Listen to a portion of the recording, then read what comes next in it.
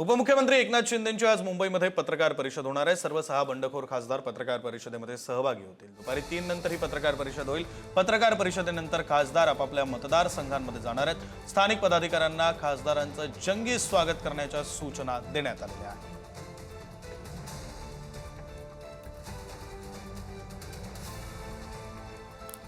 आज सर्व 6 बंडखोर खासदार शिंदेंच्या शिवसेनेच्या पत्रकार परिषदेमध्ये जी पत्रकार परिषद स्वतः एकनाथ शिंदे घेत आहेत त्या पत्रकार परिषदेला उपस्थित राहणार आहेत। त्यानंतर ते आपापल्या मतदारसंघात जातील आणि त्यांच्या मतदारसंघांमध्ये त्यांचं जंगी स्वागत करण्याच्या सूचना शिंदेंच्या शिवसेनेच्या स्थानिक पदाधिकाऱ्यांना देण्यात आल्या असल्याचं आता कळतं आहे। उपमुख्यमंत्री एकनाथ शिंदेंची आज मुंबईमध्ये पत्रकार परिषद होणार आहे। दुपारी ही पत्रकार परिषद पार पडेल। या पत्रकार परिषदेला बंड केलेले फुटलेले 6ही खासदार उपस्थित राहणार आहेत अशी माहिती मिळते आणि या पत्रकार परिषदेनंतर हे खासदार आपापल्या लोकसभा मतदारसंघामध्ये जातील आणि ज्यावेळी ते मतदारसंघामध्ये पोहोचतील त्यावेळी त्यांचं जंगी स्वागत करा अशा सूचना शिंदेंच्या शिवसेनेच्या स्थानिक पदाधिकाऱ्यांना पक्षाकडून देण्यात आलेल्या आहेत असं कळतं।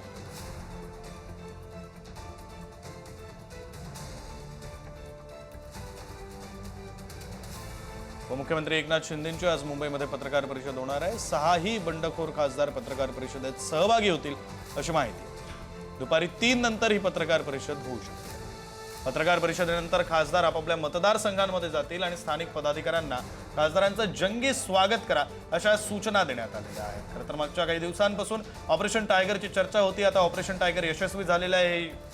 ऑपरेशन यशस्वी झाल्यानंतर आता हे खासदार मुंबईमध्ये पोहोचलेले आहेत। मुंबईमधून ते पत्रकार परिषदेनंतर आपापल्या मतदारसंघात जाणार आहेत। मागचे काही दिवस हे खासदार नेमके कुठे होते त्याबाबतची अचूक अधिकृत माहिती अद्यापर्यंत समोर आलेली नाहीये। मात्र आता हे खासदार मुंबईमध्ये पोहोचलेले आहेत आणि दुपारी 3 नंतर एकनाथ शिंदेंची पत्रकार परिषद होणार आहे। त्या पत्रकार परिषदेमध्ये हे 6ही खासदार एकत्रित उपस्थित असतील असं कळतंय। पत्रकार परिषदेमधून ते आपली भूमिका मांडतील अशी ही माहिती आहे।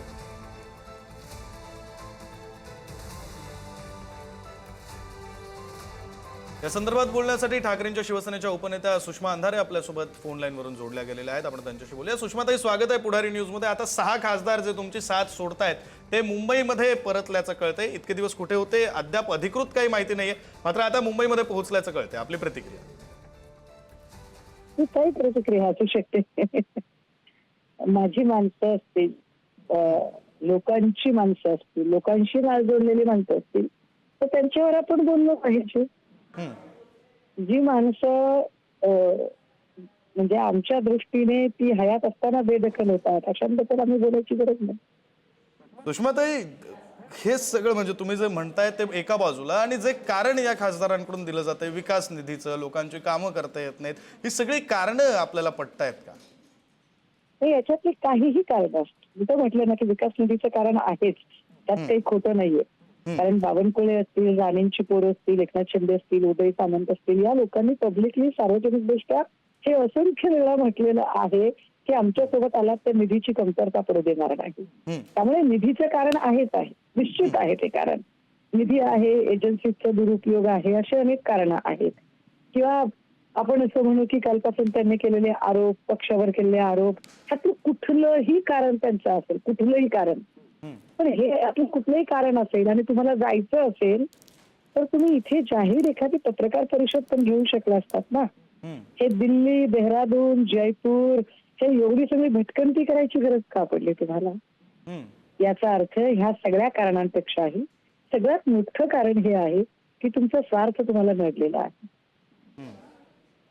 सुषमाताई, आणखी एक कारण नाही, एक स्पष्टीकरण असं दिलं जाते की आमच्या मनात जाण्याचं काही नव्हतं। 18 तारखेपासून आमच्यावर जी टीका होते आहे, आमच्याबद्दल जे काही ठाकरेंच्या शिवसेनेच्या पक्षाचे नेते बोलतायत त्यामुळे आम्हाला वाईट वाटलं, त्यानंतर आम्ही हा सगळा विचार केला, अशी एक बाजू मांडली जाते।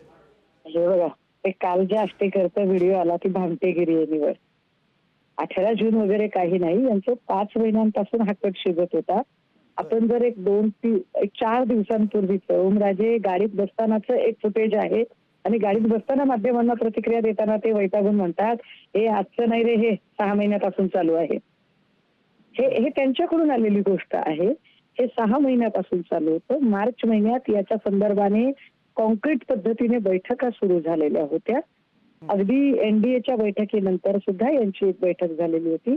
त्यामुळे ते आता जे काही कारण सांगते ती सगळी तकलादू कारणं आहेत। त्यांना जायचं होतं याचं ठरलं होतं। सुषमाताई, हे 5-6 महिन्यांपासून जर सुरू असेल तर पक्षाला याची कल्पना होती का? असेल तर पक्षाने काय प्रयत्न केले थांबवण्यासाठी, बंडखोरी रोखण्यासाठी, याही संदर्भातले थोडे तपशील. हे काय माहितीये का की पक्षाला याची कुणकुण 4-5 महिन्यांपासून होती. मी स्वतः पक्षाकडे या संबंधाने माहिती मांडली होती. दिल्लीतल्या काही घडामोडी त्यांना कळवण्याचा प्रयत्न केलेला होता आणि त्यावर पक्षाने आपले प्रयत्न सुद्धा केले होते. जसं की परभणीची बैठक बोलावली होती, त्याच्यामध्ये खासदारांना पाचारण केलेलं होतं. वाशिम यवतमाळचे लोक बोलावलेले होते. त्यामुळे पक्षाने आपल्या पद्धतीने जे काही करणं शक्य होतं ते केलेलं होतं. पण ज्यांच्याकडे बैमानी करण्याचीच वृत्ती असेल आणि त्यांना ते करायचंच असेल आणि रात्रीच्या अंधारात पळून जाणारे लोक असतील तर त्याच्यावर काय बोलू शकतो आपण? धन्यवाद सुषमाताई, तुम्ही दिलेल्या या सगळ्या सविस्तर प्रतिक्रियेसाठी आणि पुढारी न्यूजची बातचीत केली त्यासाठी.